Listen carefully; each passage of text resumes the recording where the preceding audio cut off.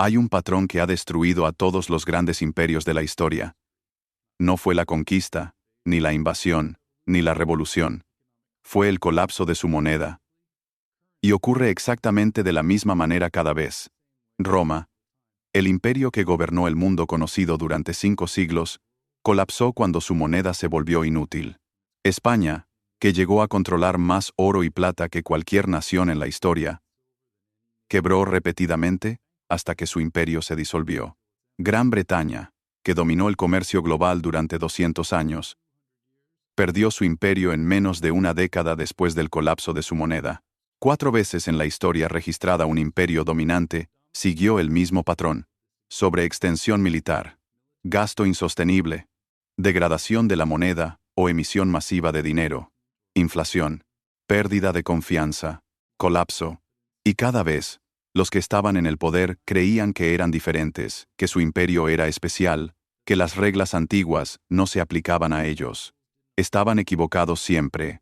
Y ahora, en 2025, Estados Unidos está siguiendo exactamente el mismo patrón, paso a paso, señal de alarma tras señal de alarma. La única pregunta es si estamos al principio, en la mitad o cerca del final. Esta es la historia de cómo los imperios se destruyen a sí mismos a través de su propia moneda. Cómo le pasó a Roma, a España y a Gran Bretaña, y por qué todas las señales indican que está pasando de nuevo. Empecemos con Roma, el imperio que dominó Europa, el norte de África y Medio Oriente durante más de 500 años. En su apogeo, Roma controlaba a 60 millones de personas en 3 continentes. Su ejército no tenía rival. Su infraestructura era la más avanzada del mundo. Su moneda, el denario, era aceptada y confiada desde Britania hasta Egipto. El denario era una moneda de plata introducida en el año 211 a.C. Contenía unos 4-5 gramos de plata pura. Durante siglos mantuvo su valor porque el gobierno romano protegía su pureza. Cuando recibías un denario, sabías exactamente lo que estabas recibiendo. Plata real, valor real. Eso creó confianza. Y la confianza permitió a Roma financiar su expansión, pagar a sus soldados y construir sus obras. Pero los imperios son caros. Cada generación, las fronteras romanas se expandían. Cada expansión necesitaba más soldados, más fuertes, más caminos, más administración, y finalmente, más dinero del que Roma realmente tenía. Entonces hicieron lo que hacen todos los imperios cuando gastan más de lo que ingresan. Degradaron la moneda. El emperador Nerón, que gobernó del 54 al 68 después de Cristo, fue el primero en reducir de forma significativa el contenido de plata del denario. Necesitaba financiar su estilo de vida y sus campañas militares, así que ordenó a las casas de moneda bajar la pureza de plata del 100% al 90%. Ese 10% extra era beneficio puro para el emperador. Con la misma cantidad de plata, ahora podía acuñar 11 monedas, donde antes solo salían 10. Más monedas en circulación con la misma plata, inflación. Pero un 90% de plata seguía siendo mucho. La destrucción real llegó después. Para cuando el emperador Caracalla gobernaba en el año 211 después de Cristo, el denario ya tenía solo un 50% de plata. Mitad valor real, mitad metal barato. En el 265 después de Cristo, bajo el emperador Galieno, había caído a apenas un 5% de plata. Una moneda que había sido casi pura plata, ahora era 95% metal sin valor, con una fina capa plateada. Piensa lo que significa. Si eras un soldado romano en el 265 después de Cristo, cobrando en denarios, te estaban pagando con monedas que valían una 12ª parte de lo que cobraba un soldado 2 siglos antes. El gobierno te decía que nada había cambiado. Las monedas seguían diciendo, denario. Seguían llevando la cara del emperador, pero el poder de compra se había desplomado. Los precios se dispararon. Lo que costaba un denario en el año 200 después de Cristo, costaba 50 denarios en el 300 después de Cristo. Los agricultores dejaron de vender comida a cambio de monedas y exigían trueque. Los soldados se negaban a luchar si no les pagaban en oro o en bienes. Los recaudadores no podían cobrar impuestos porque la moneda no valía nada. Todo el sistema económico se trabó. Y aquí está la clave. Esto no fue causado por una invasión extranjera. Las fronteras de Roma seguían defendidas. No fue causado por una plaga, ni por un desastre natural. Fue un daño autoinfligido. El gobierno romano destruyó su propia moneda para financiar un gasto que no podía pagar. Y cuando la moneda murió, el imperio murió con ella. En el año 476 después de Cristo, el Imperio Romano de Occidente colapsó oficialmente, no porque los pueblos germánicos fueran más fuertes, sino porque Roma ya no podía pagar a sus ejércitos, ni financiar su administración, ni mantener su infraestructura. La moneda había sido degradada hasta volverse irrelevante, y todo lo que dependía de ella se vino abajo. El patrón: expansión militar, gasto insostenible, degradación de la moneda, inflación, pérdida de funcionamiento económico, colapso. Roma demostró el patrón. Y todos los imperios después lo repitieron. Saltemos 12 siglos adelante. España, siglo XVI. El imperio español está entrando en su edad de oro. Cristóbal Colón ha abierto el nuevo mundo. Hernán Cortés ha conquistado a los aztecas. Francisco Pizarro ha conquistado a los incas. Y España controla ahora los territorios más ricos del planeta. En 1545, exploradores españoles descubren el Cerro Rico en Potosí, en lo que hoy es Bolivia. No es solo una mina de plata. Es el mayor depósito de plata jamás encontrado. Durante el siglo siguiente, Potosí producirá casi la mitad de la plata del mundo, millones de kilos. Los barcos cargados de plata cruzan el Atlántico, llenando las arcas españolas con una riqueza inimaginable. España acuña esa plata en monedas.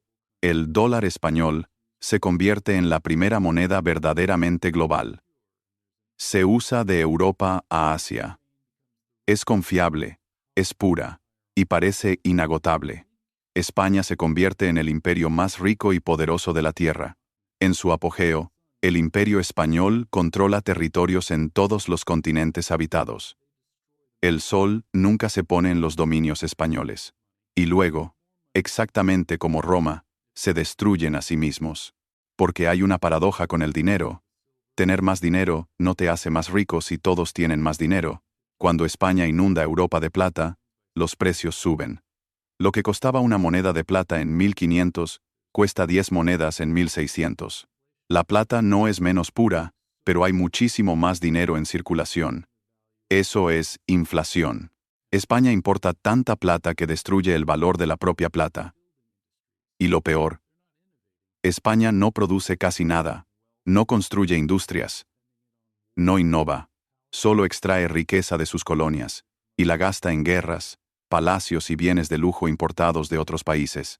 La plata entra desde América y sale hacia Francia, Inglaterra y los Países Bajos, para pagar productos que España no fabrica.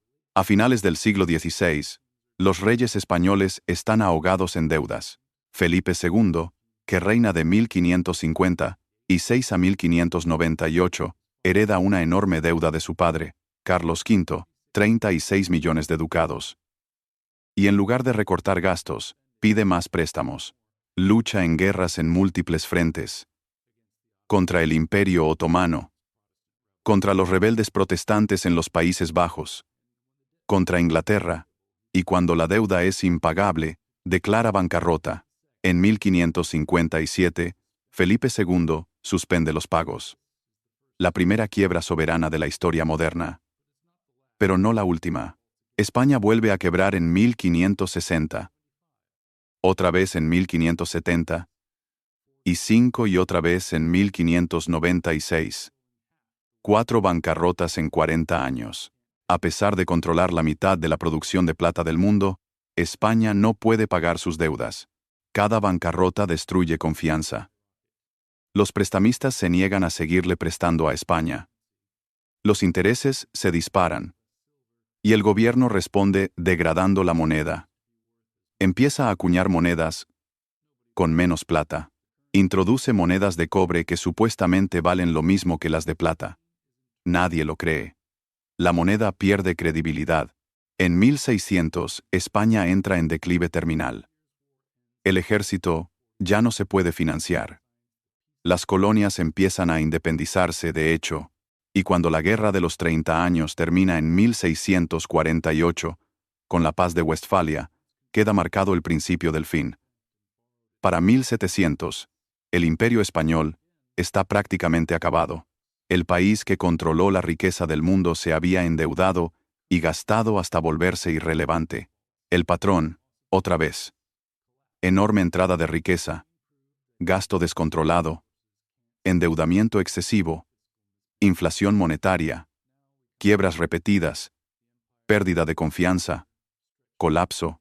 España demostró que ni siquiera recursos infinitos salvan a un imperio de la mala gestión fiscal.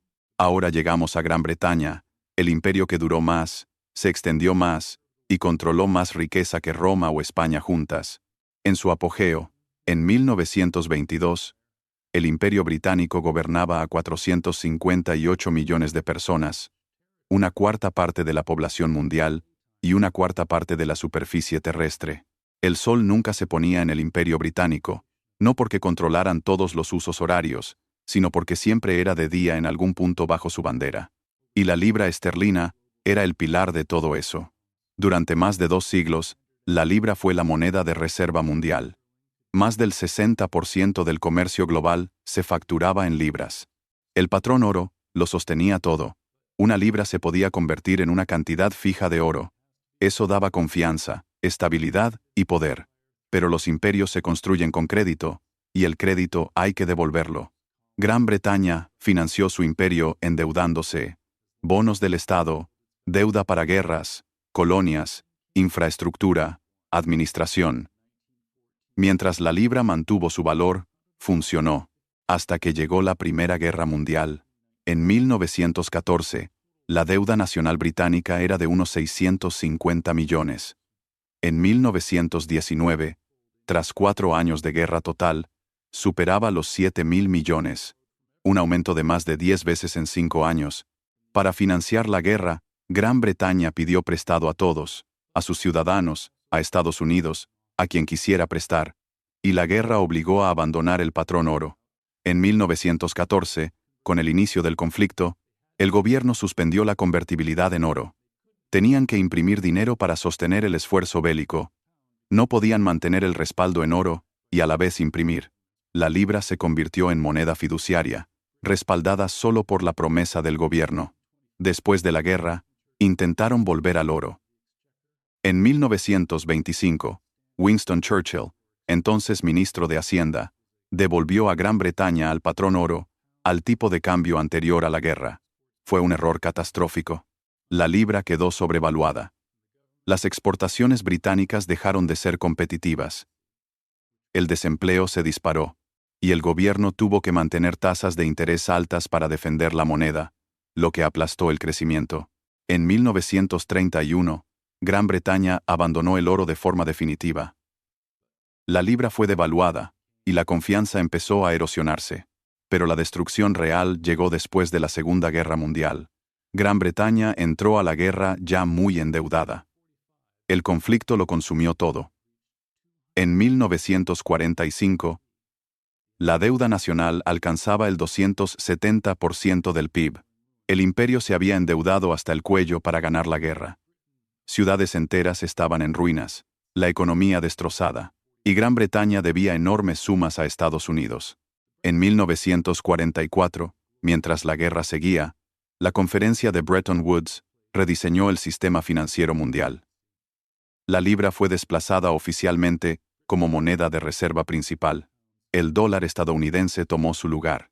Gran Bretaña intentó desesperadamente mantener el estatus de la libra, pero estaba terminado. Tenía la deuda, pero no el oro ni la economía para sostener su moneda. Lo que siguió fue un declive lento y humillante. En 1947, intentaron hacer la libra convertible de nuevo. El experimento duró 6 semanas, antes de que una corrida contra la moneda los obligara a reinstalar controles. En 1949, la libra fue devaluada un 30%. En 1967, otra devaluación. Cada devaluación destruía ahorros, aplastaba la confianza y señalaba al mundo que Gran Bretaña ya no era una potencia de primera línea. Mientras tanto, el imperio se desintegraba. India obtuvo su independencia en 1947. Egipto nacionalizó el Canal de Suez en 1956, y la respuesta militar británica fue un fracaso humillante. Colonia tras colonia se fue separando, no porque fueran conquistadas por otros, sino porque Gran Bretaña ya no podía permitirse mantenerlas. En los años 70, el país estaba al borde del colapso económico. La inflación alcanzó el 25%. El gobierno tuvo que pedir rescate al FMI. La libra, que había sido la principal moneda del mundo, era ahora símbolo de declive. El imperio que había controlado una cuarta parte del planeta lo perdió todo en apenas 30 años. No por derrota militar, sino por colapso de su moneda y deuda descontrolada. El patrón, una vez más.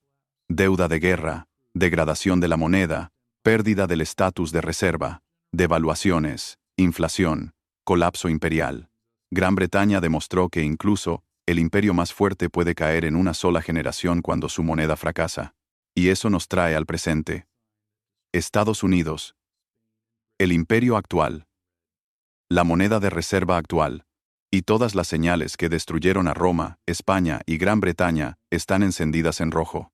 Empecemos por la moneda. El dólar estadounidense ha sido la moneda de reserva mundial desde 1944. Después de la Segunda Guerra Mundial, el sistema de Bretton Woods hizo del dólar el estándar global. Estaba respaldado por oro, $35 por onza. Otras naciones anclaban sus monedas al dólar, y el dólar era literalmente tan bueno como el oro. Pero igual que Roma y Gran Bretaña, Estados Unidos empezó a gastar más de lo que tenía. La guerra de Vietnam, los programas de la Great Society, bases militares por todo el mundo. En los 60, los gobiernos extranjeros empezaron a notar que EEU imprimía más dólares de los que tenía oro para respaldar. Francia, bajo Charles de Gaulle, empezó a exigir oro a cambio de sus dólares. Otros países le siguieron. El oro salía de Fort Knox. La farsa estaba quedando al descubierto. En 1971, el presidente Nixon cerró la ventana del oro.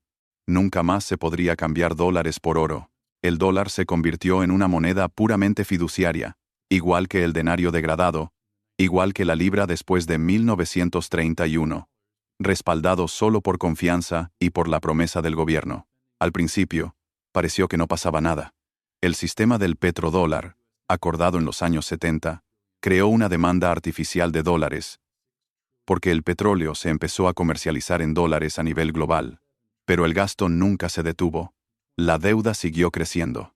En 1980, la deuda nacional estadounidense era de $900.000 millones. En el año 2005, 6 billones. En 2020, 27 billones. Hoy, en 2025, supera los 36 billones. Casi 40 veces más en 45 años. Y acelerando. Pero la deuda es solo parte de la historia. Igual que Roma con el denario, igual que España inundando el mundo de plata, Estados Unidos está creando dinero de la nada. Desde 2008, la Reserva Federal ha impreso trillones de dólares mediante expansión cuantitativa. Durante el COVID, se crearon más de 4 billones en 2 años, más dinero que en casi todo el siglo anterior. Y, como siempre, nos dijeron que no causaría inflación, que la economía moderna había superado esos problemas, que esta vez era diferente. No lo es. La inflación llegó al 9% en 2022. La inflación real, la que ves en comida, vivienda, salud, es mucho más alta. El dólar está siendo degradado, primero despacio, luego más rápido, y, tal como le pasó a la libra, Estados Unidos está perdiendo su estatus de moneda de reserva. En el año 2000, más del 70% de las reservas globales estaban en dólares. Hoy es alrededor del 58% y bajando. Los países BRICS, Brasil, Rusia, India, China, Sudáfrica y nuevos miembros están construyendo alternativas, comercian en monedas locales, crean nuevos sistemas de pago, reducen su dependencia del dólar. China y Rusia compran oro agresivamente. Los bancos centrales de todo el mundo están diversificando sus reservas. El mundo se está preparando para un futuro donde el dólar ya no sea dominante, igual que se prepararon para la caída de la libra. El patrón es innegable. Y aquí viene la parte más peligrosa. Estados Unidos tiene el mismo problema que Roma. Sobreextensión militar.